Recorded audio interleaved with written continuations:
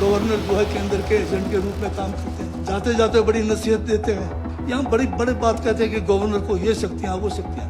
क्या गवर्नर संविधान से ऊपर हो सकता है? अगर चुनी हुई सरकार के फैसले रोके जाएंगे, अगर बिलों को लटकाया जाएगा, अगर लोकतंत्र को कमजोर किया जाएगा, तो इस सदन में से एक ही आवाज उठेगी, लोकतंत्र पर हमला बर्दाश्त नहीं, संविधान के खिलाफ एक कदम भी नहीं, राज्यपाल नहीं संविधान चलेगा।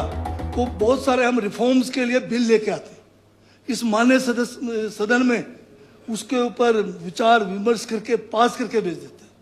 और ऐसे बिल हैं, ऐसे प्रस्ताव जाते हैं गवर्नर को कि अगर उनके ऊपर तुरंत अगर फैसला लिया जाता तो हमारी इकोनॉमी में, हमारी इनकम में बढ़ोतरी होनी थी। परंतु यहाँ पर क्या है कि गवर्नर जो है केंद्र के एजेंट के रूप में काम करते हैं, जाते जाते बड़ी नसीहत देते हैं। अब मैं बात करूं उनकी नसीहत की, तो मैं जनजातीय क्षेत्र, हिमाचल प्रदेश के जो जनजातीय क्षेत्र हैं, किन्नौर, लाहौल स्पीति, पांगी, बरमौर, इनके लिए जमीन देने के लिए नो तोड़ के नियम बने हुए, परंतु 1980 का जो फॉरेस्ट कंजर्वेशन एक्ट है उसके रहते हुए ये संभव नहीं है। और उसके लिए जनजातीय क्षेत्रों के लिए अलग व्यवस्था है। उस व्यवस्था के तहत अनुच्छेद 5 के तहत सरकार के प्रस्ताव पर, जनजातीय सलाहकार परिषद के प्रस्ताव पर माननीय गवर्नर महोदय जो है, जो जनजातीय क्षेत्रों के लिए संरक्षक है, अनुच्छेद 5 के तहत उनको इतनी शक्तियां दी गई है कि जो विधानसभा के जो कानून बने हैं या जो पार्लियामेंट के कानून बने हैं उसको संशोधन करने का भी उनको जो है शक्तियां दी गई है, उसको जो है सस्पेंड करने की भी शक्तियां दी गई है।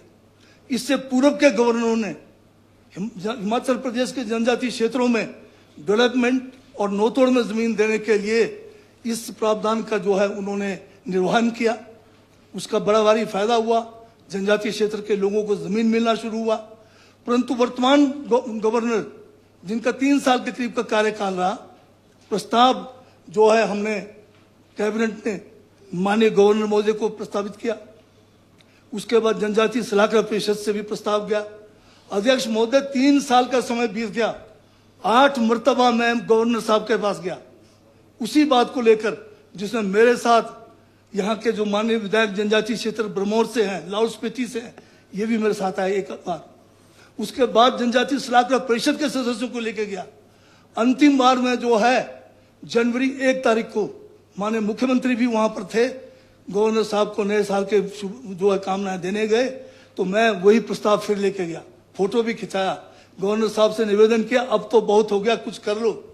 उन्होंने कहा हो जाएगा। 3 साल हो गए। उसके बाद जब जनवरी का महीना भी निकल गया, फरवरी भी चला गया, फिर मैंने दोबारा एक गुहार लगाई कि आखिरी बार कोशिश करता हूं, गवर्नर साहब से मिलता हूं।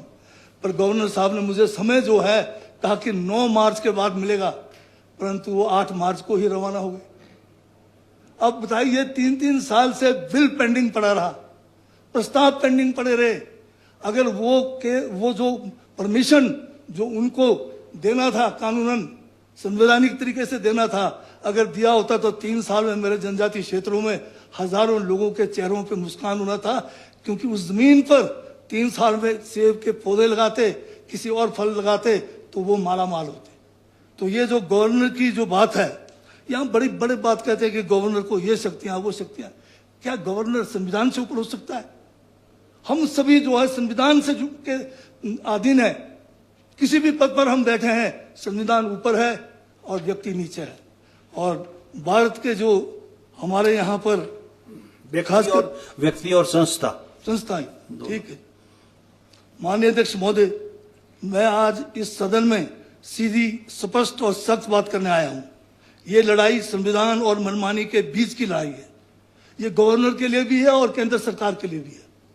और माननीय अध्यक्ष महोदय, सुप्रीम कोर्ट ने बार बार राज्यपाल की शक्तियों की सीमाएं तय की है और यह स्पष्ट किया है कि कोई भी संवैधानिक पद संविधान से ऊपर नहीं हो सकता।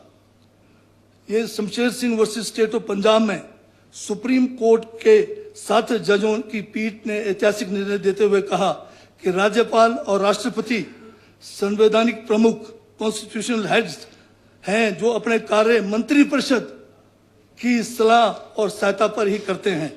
व्यक्तिगत विवेक का दायरा बहुत सीमित है और इस बहाना बनाकर शासन चलाना संविधान के विपरीत है, ये गवर्नर महोदय के लिए कहा गया है।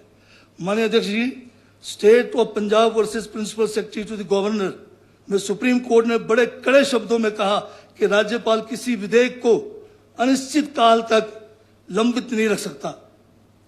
उसे या तो उचित समय में मंजूरी देनी होगी या पुनर्विचार के लिए वापस भेजना होगा।